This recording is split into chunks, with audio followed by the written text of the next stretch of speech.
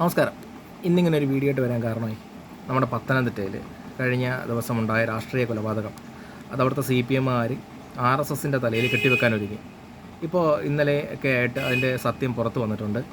RSSൻ്റെ ഇതിനകത്ത് യാതൊരുവിധ പങ്കുമില്ല. മരിച്ചവരും കൊന്നവരും ഒക്കെ മുഴുവൻ CPMൻ്റെ ചുമതലക്കാരും DYFIയുടെയും CITUവിൻ്റെ ചുമതലക്കാരുമാണെന്ന് പുറത്തു വന്നിട്ടുണ്ട്.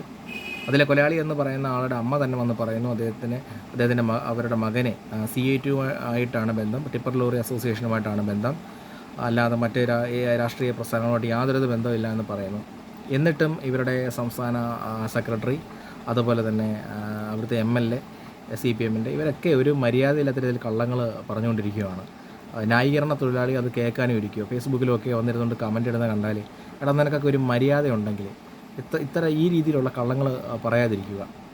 ഈ കാലഘട്ടത്തിൽ ഈ സത്യങ്ങളൊക്കെ അറിയാൻ എന്താ ബുദ്ധിമുട്ട്? നമ്മുടെ വിരൽത്തുമ്പിൽ, നമ്മുടെ ഫോണിൽ ഈ കാര്യങ്ങളെല്ലാം കിട്ടും. പഴയതുപോലെയുള്ള കള്ളങ്ങളൊന്നും പറഞ്ഞിട്ട് ഇനി കാര്യമില്ല. ഈ രക്തസാക്ഷികളില്ലാതായി കഴിഞ്ഞാൽ അന്നേരം കൂടെയുള്ള ആരെങ്കിലും ഒരുത്തിനെ അങ്ങ് തട്ടിയിട്ട് ഒരു രക്തസാക്ഷി മണ്ഡപവും അതിന് വേണ്ട പിരിവും മറ്റു കാര്യങ്ങളൊക്കെ ഒപ്പിക്കുക.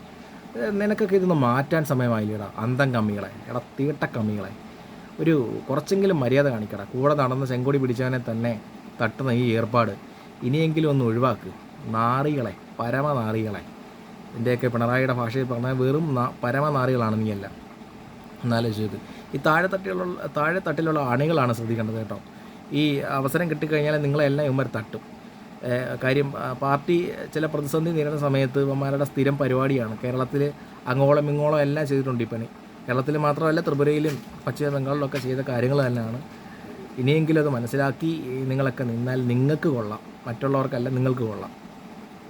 ഇനിയെങ്കിലും ഈ കള്ളം പൊളിഞ്ഞ് സ്ഥിതിക്ക് ഇനിയെങ്കിലും അത് ഫേസ്ബുക്കിലോ അല്ലെങ്കിൽ സോഷ്യൽ മീഡിയയിലൊക്കെ തിരുത്താനെങ്കിലും തയ്യാറാവണം. ചെയ്യത്തില്ലെന്നറിയാൻ കാര്യം അത്രയ്ക്ക് നാണം കെട്ട വർഗ്ഗമാണ് നീയൊക്കെ. ഓക്കെ, എന്നാലും പറയാതിരിക്കാൻ വയ്യ, അതുകൊണ്ടാണ് ഇങ്ങനൊരു വീഡിയോ ചെയ്തത്. ഓക്കെ, എല്ലാവർക്കും ബൈ.